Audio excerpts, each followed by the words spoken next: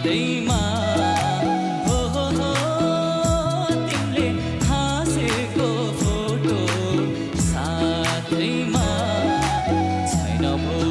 मनमा रेशम छलकपट नसम्झे हुन्थ्यो रेशम सम्झिन्छ यो मनले छैन भो मनमा रेशम छलकपट नसम्झे हुन्थ्यो रेशम सम्झिन्छ यो मनले नसम्झे हुन्थ्यो रेशम सम्झिन्छ यो मनले हो म त हेरेरै थाक्ने छैन नि हो म त आफू झै आफै छैन नि हो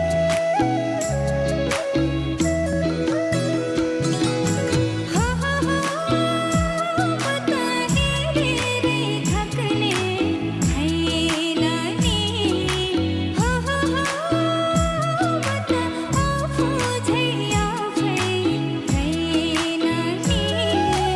भेट्ने दिन रेशम फेरि आउला चिनो देऊ रुमाल रेशम हेरी मन बुझाउला भेट्ने दिन रेशम फेरि आउला चिनो देऊ रुमाल रेशम हेरी मन बुझाउला चिनो देऊ रुमाल रेशम हेरी मन बुझाउला चिनो देऊ रुमाल रेशम हेरी मन बुझाउला चिनो देऊ रुमाल रेशम हेरी मन बुझाउला चिनो देऊ रुमाल रेशम हेरी मन बुझाउला शाबाश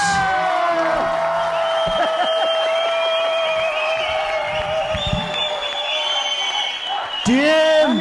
मेलिनाको यो ब्याटल थियो सच अ वन्डरफुल ब्याटल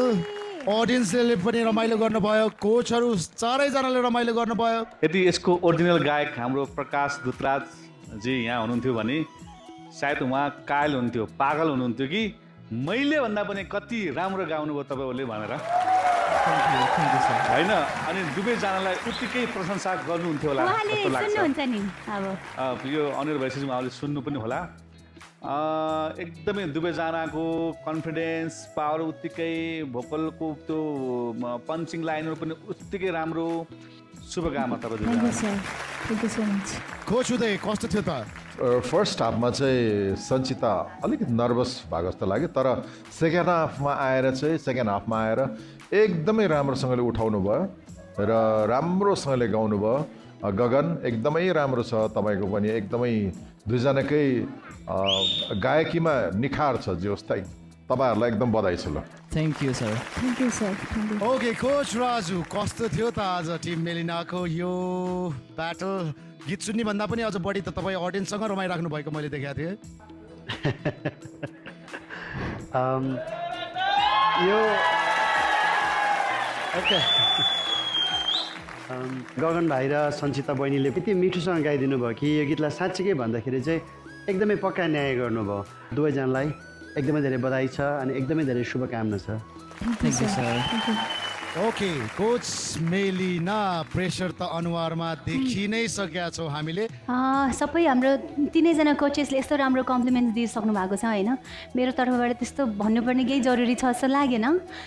तर आज अस्ति प्र्याक्टिस भन्दा अहिले हेर्दाखेरि होइन गगन पुरा रमाइरहनु भएको थियो होइन